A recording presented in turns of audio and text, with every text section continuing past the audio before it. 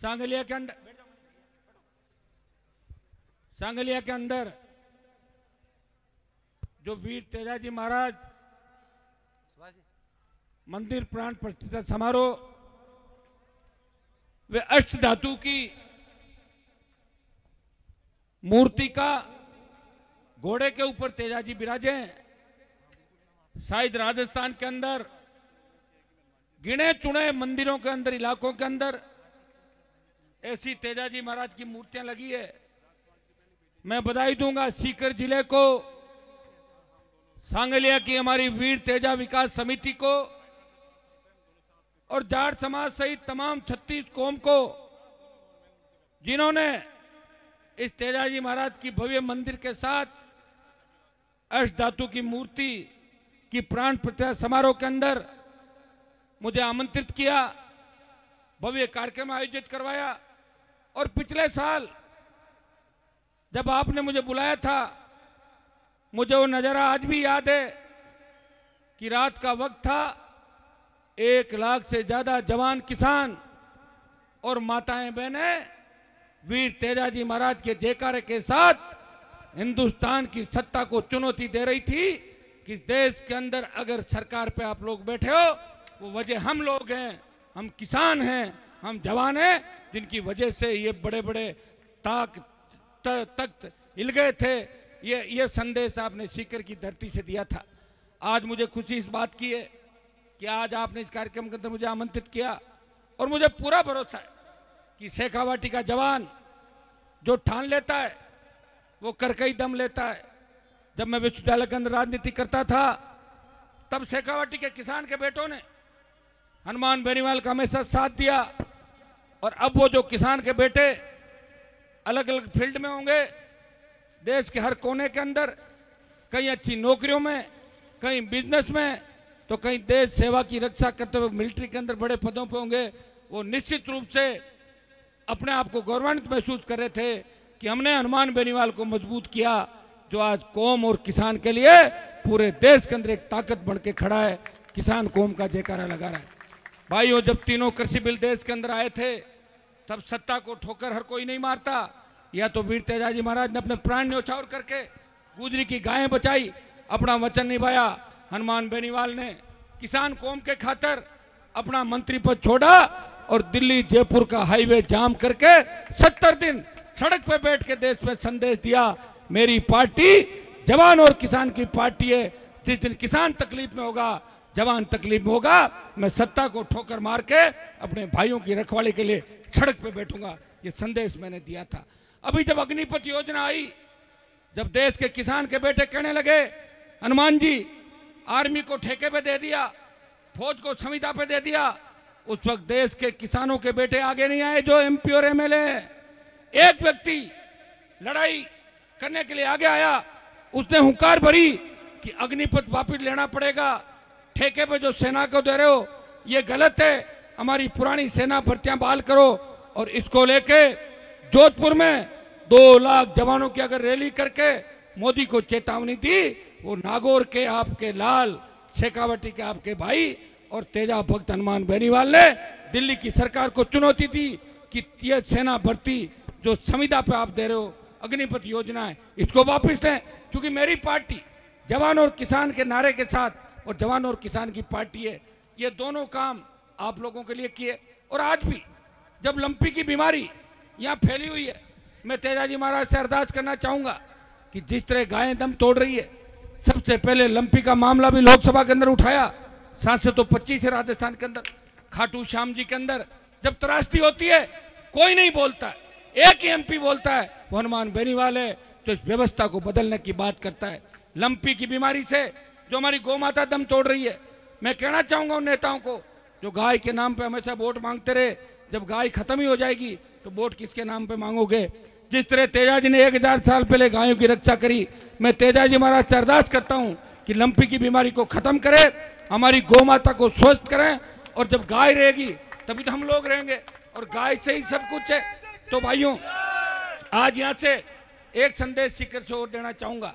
आज बेरोजगारी की समस्या मुंह फाड़ के खड़ी, जिस तरीके से, जिस तरह रोज अखबार में पढ़ते हैं कि बेरोजगारी से तंग आके नौजवानों ने आत्महत्या करी, कर्जे के बोझ के तले किसान आत्महत्या कर रहा है। और बेमुक्त अपराध मुक्त राजस्थान कैसे बने? हम अपराध में ऐसे चले गए कि हमारी बालिकाएं सुरक्षित नहीं, बालक सुरक्षित नहीं। घटनाएं जो हो रही सीकर के अंदर, एक वकील जो न्याय दिलाता है लोगों को, वो इसलिए आत्महत्या कर ले कि उसका न्याय से भरोसा उठ जाए। मैं धन्यवाद दूंगा शेखावाटी के वीरों को, उसकी वकील के लिए आपने संघर्ष किया, प्रयास किया, और हम सब मिलके आने वाले समय के अंदर बेमुक्त अपराध मुक्त राजस्थान कैसे बने, हमारे शेखावाटी का विकास कैसे हो, सांगलिया का विकास कैसे हो, और तेजाजी के आदर्श राजस्थान की राजनीति में स्थापित कैसे हो। मैं एक ही विश्वास आपको दिलाता हूं, आज कोई राजनीतिक बात करने यहाँ पे नहीं आया हूं, मैं सिर्फ आपको अपनी वीरता याद दिलाने के लिए आया हूं। जिस तरह बजरंग बली को उसकी ताकत याद दिलाते थे और हनुमान जी महाराज बड़ी से बड़ी विपदा को टाल देते थे, इसी तरह शेखावाटी के जवानों को उनकी ताकत याद दिलाने उनका भाई उनके बीच आया है। मैं आपको आपकी ताकत याद दिला रहा हूं। भाइयों, उठो, इस व्यवस्था को बदल दो। 2023 के अंदर सत्ता पे कब्जा करो। किसानों की इतनी बड़ी आबादी राजस्थान के अंदर है, लेकिन हमें हाथ फैलाने पड़ते हैं। फ्री बिजली की लिए सड़कों में बैठा रहना पड़ता है। कोई भी वीसीआर भर जाता है, लेकिन हमारा कोई धनी जोरी नहीं। झूठे मुकदमे के अंदर फंसा देते हैं। थाने तहसील में जाओ तो तहसीलदार थानेदार ऐसे बात करेगा जैसे वो कोई लोकतांत्रिक तरीके चुना है। जो आपके टैक्स से नौकरी के अंदर बैठे हैं वो आप पे दादागिरी कर रहे हैं। अंग्रेजों की इस व्यवस्था को मिटाना है और इसका आगाज शेखावाटी की धरती से आप लोगों को करना है।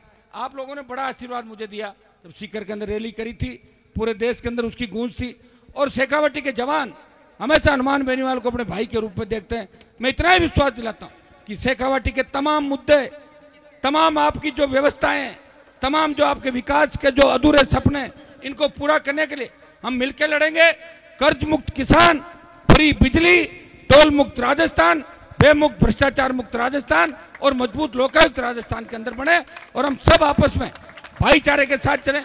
कई लोग ये भी कहते हैं कि हनुमान जी तो जातिवाद करते हैं। आप ये बताओ, जब जालोर के अंदर एक मेघवाल परिवार तकलीफ में आता है, उसके बच्चे को मारा जाता है, तो हनुमान बेनीवाल उसको बचाने के लिए जाता है उस परिवार को। देश के अंदर ऐसी कई घटनाएं होगी, प्रदेश के अंदर ऐसी कई घटनाएं होगी जहां मुझे जहां बुलाया हनुमान बेनीवाल उस जाति को न्याय दिलाने के लिए, चाहे कोई सी भी जाति हो, मेरे संज्ञान के अंदर मामला आना चाहिए। आज मेरे बड़े कार्यक्रम है और आप भी मुझे लंबे समय तक अपने बीच रखना चाहते हो।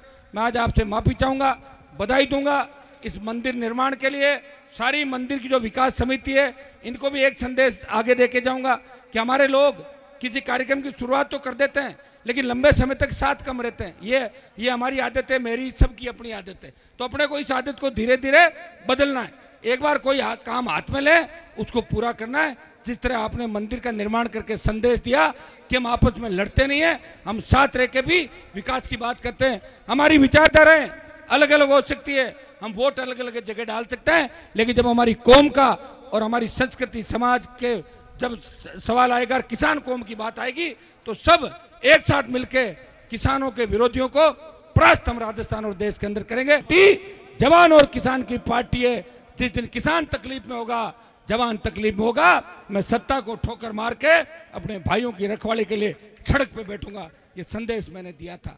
अभी जब अग्निपथ योजना आई, जब देश के किसान के बेटे कहने लगे हनुमान जी आर्मी को ठेके पे दे दिया, फौज को संविदा पे दे दिया, उस वक्त देश के किसानों के बेटे आगे नहीं आए जो एमपी और एमएलए। एक व्यक्ति लड़ाई करने के लिए आगे आया, उसने हुंकार भरी कि अग्निपथ वापस लेना पड़ेगा, ठेके पे जो सेना को दे रहे हो ये गलत है, हमारी पुरानी सेना भर्तियां बहाल करो। और इसको लेके जोधपुर में 2 लाख जवानों की अगर रैली करके मोदी को चेतावनी दी, वो नागौर के आपके लाल, शेखावाटी के आपके भाई और तेजा भक्त हनुमान बेनीवाल ने दिल्ली की सरकार को चुनौती दी कि ये सेना भर्ती जो संविदा पे आप दे रहे हो, अग्निपथ योजना है, इसको वापस लें। क्योंकि मेरी पार्टी जवान और किसान के नारे के साथ, और जवान और किसान की पार्टी है, ये दोनों काम आप लोगों के लिए किए। और आज भी जब लंपी की बीमारी यहाँ फैली हुई है, मैं तेजाजी महाराज से अरदास करना चाहूंगा कि जिस तरह गायें दम तोड़ रही है, सबसे पहले लंपी का मामला भी लोकसभा के अंदर उठाया। सांसद तो 25 है राजस्थान के अंदर। खाटू श्याम जी के अंदर जब त्रासदी होती है कोई नहीं बोलता है, एक ही एमपी बोलता है, वो हनुमान बेनीवाल है जो इस व्यवस्था को बदलने की बात करता है। लंपी की बीमारी से जो हमारी गौ माता दम तोड़ रही है, मैं कहना चाहूंगा उन नेताओं को जो गाय के नाम पे हमेशा वोट मांगते रहे, जब गाय खत्म ही हो जाएगी तो वोट किसके नाम पे मांगोगे।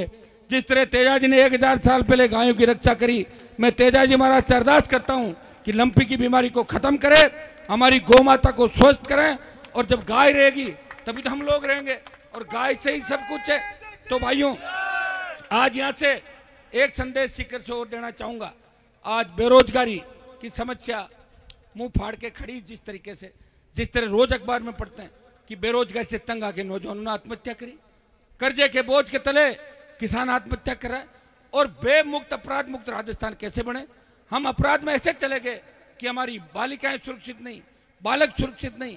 घटनाएं जो हो रही सीकर के अंदर, एक वकील जो न्याय दिलाता लोगों को, वो इसलिए आत्महत्या कर ले कि उसका न्याय से भरोसा उठ जाए।